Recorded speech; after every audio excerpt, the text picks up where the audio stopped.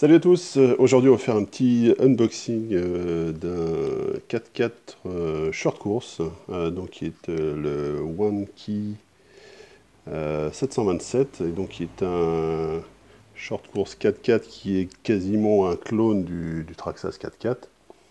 On va regarder un petit peu ce qu'il y a, comment se présente le colis. Donc c'est un colis que j'ai acheté sur AliExpress.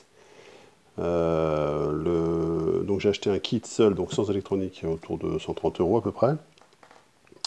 Faut savoir qu'il existe des versions avec électronique, j'en reviendrai un petit peu derrière, un petit peu plus tard là-dessus. Et puis on va regarder donc ce qui est fourni dans la boîte. Donc pour ce colis, déjà ce qu'on peut noter, c'est que le colis n'est pas en super bon état. Ils ne sont pas fait trop toucher, c'est de la récup. Et puis ils ont carrément collé la boîte, je sais pas si on voit ici, voilà. Ils ont mis un carton rond autour de la boîte. Donc on va regarder un petit peu dans la boîte. Bon, du coup, voir ce que ça vaut. Alors donc comme je vous le disais, donc c'est une copie du Slash 4x4 de chez Traxxas. Enfin une copie pas complète, hein, mais à 90% à peu près. Donc on va retrouver beaucoup de pièces compatibles. Hop, on va essayer de l'ouvrir comme ça, sans tout ouvrir en même temps. Ça va pas être facile.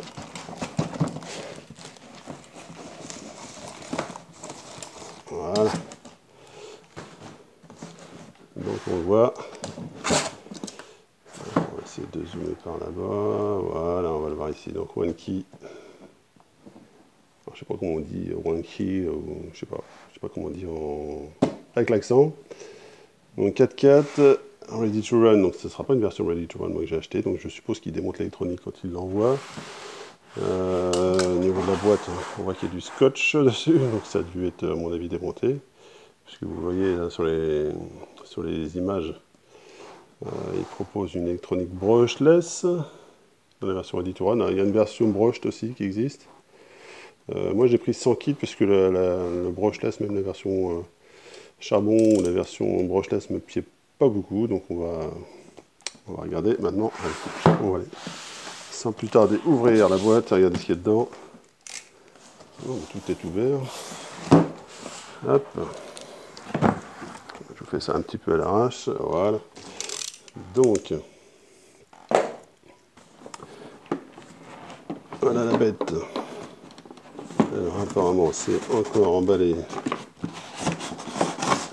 du carton, donc il y a des là en dessous. On va tirer tout ça. Beaucoup de carton. Voilà. Et puis il y aura un manuel, on reviendra dessus un petit peu plus tard. Hop, voilà le 4x4.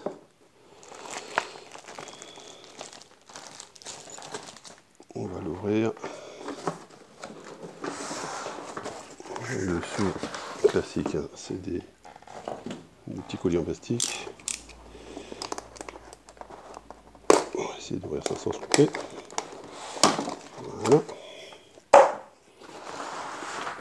Même chose de l'autre côté. Si je ne fais pas bouger la caméra, c'est mieux. Voilà. Impec. On va enlever le carton.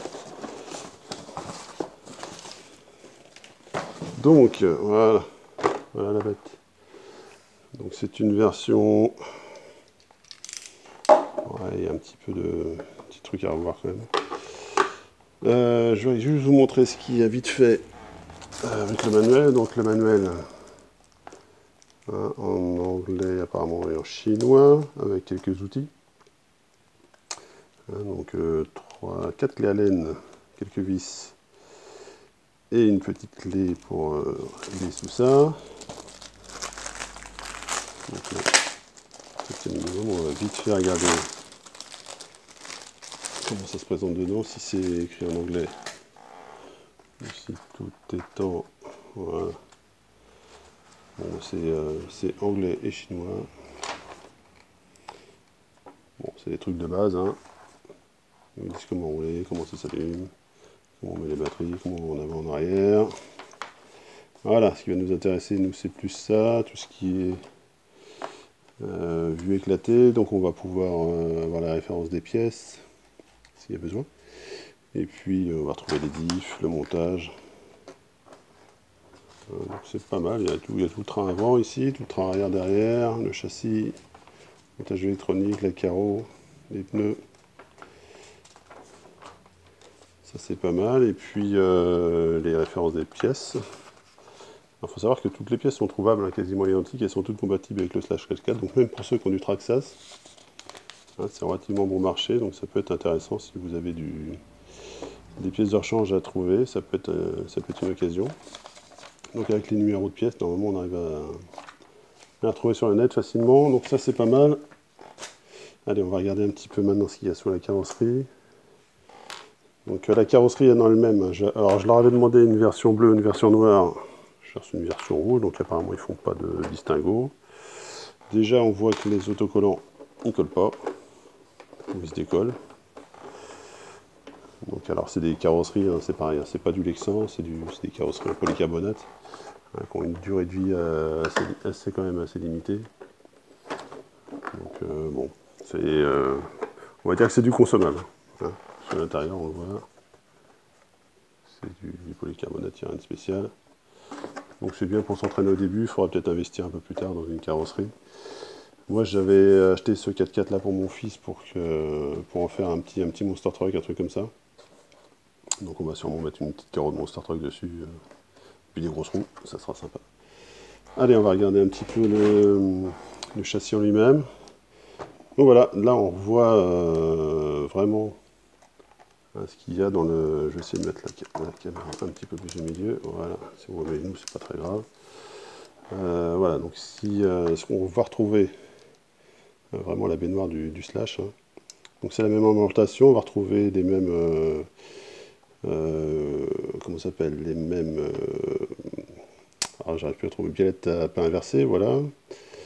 Les mêmes cardans, enfin le même genre de cardan, donc cardan en plastique, transmission avec un axe en aluminium, protégé avec une séparation. Ici on a un réglage du slipper, je suppose.